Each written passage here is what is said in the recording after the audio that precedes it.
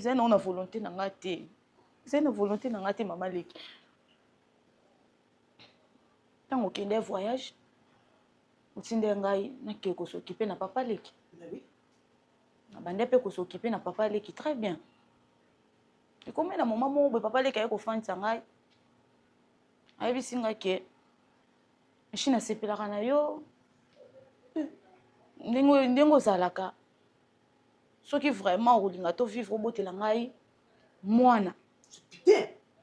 Ça vous soba. Et après, et rozala bien. Vu que yo na ye bofandi otika lo bota na été. C'est pour cela a proposé kingai somme il y a $36,000 et après son aboti Monsieur Zela pardon. Son abina lando bien moi naza ya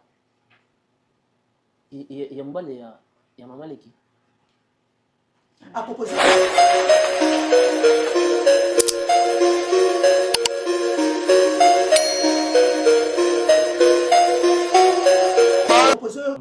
Jamais.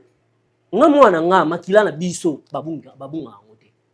Atana ba petit frère na nga soki omona ka bana yo talika bana ye directement omona ke o mwana biso.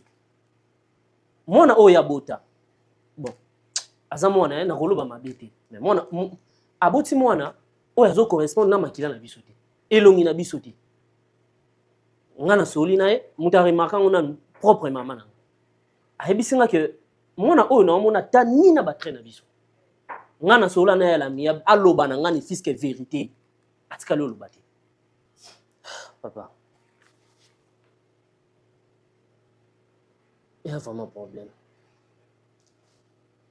ponanga na linga écouter to koma nango tina niveau o ya l'émission na sali effort to sola na ebiso mibale asoko kaka ko expliquer ngati na tike ba solola na Maman Leki na ye vraiment mutayambaka nga vraiment na famille lokwa Maman Leki wa basola mami balepe azolo bakaka te.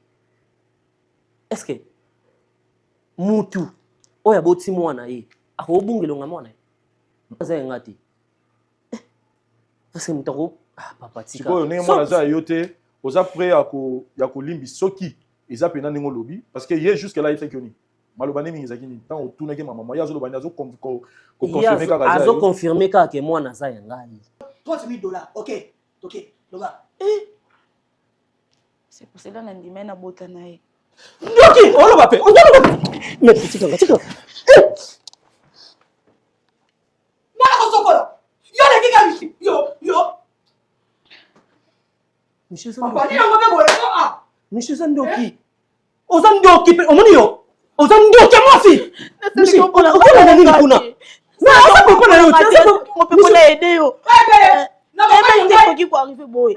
Monsieur idinde. Na ba no sumote. Mbona na voyage ba no fa de bana papa yo picha no ko ko Papa boka nga pwani.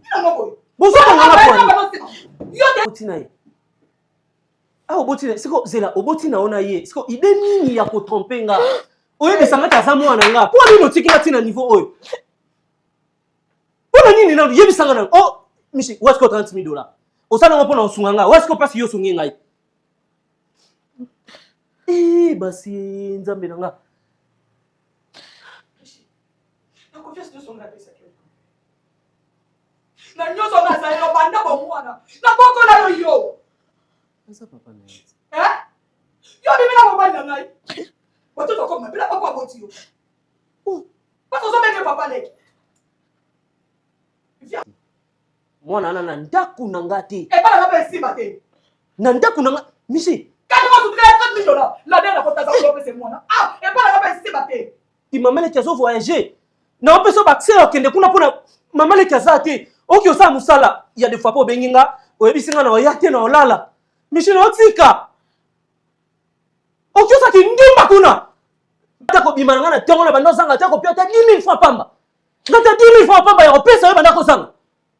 Moki luka nini?